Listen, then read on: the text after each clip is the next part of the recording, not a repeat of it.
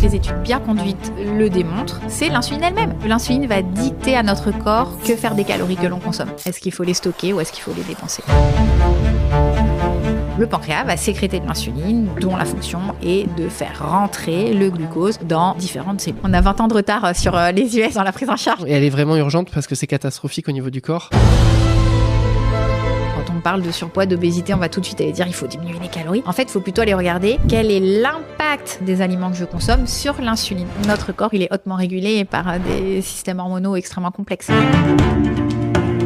Si on a trop souvent un taux de sucre élevé dans le sang, le corps il va trop souvent sécréter encore plus d'insuline pour avoir la même action et on a un cercle vicieux qui se met en place. C'est le terrain fertile pour développer une maladie chronique.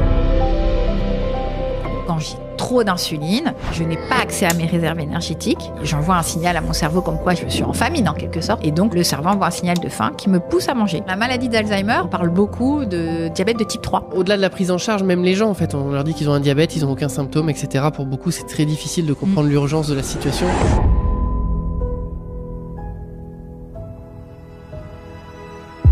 80% d'entre vous ne sont pas encore abonnés à notre chaîne. Avez-vous peur de l'engagement ? Avez-vous une autre chaîne préférée de santé que la nôtre ?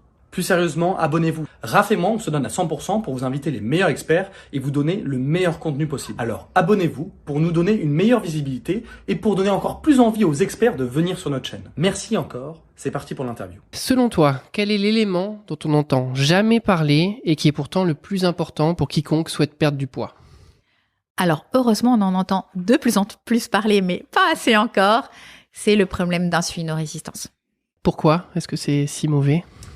Parce que l'insuline... On n'entend jamais parler pour la perte de poids. Enfin, il y a plein de gens qui sont en surpoids et ils se disent jamais, je suis sûr, j'ai un problème d'insulinorésistance. Non, ils sont plutôt à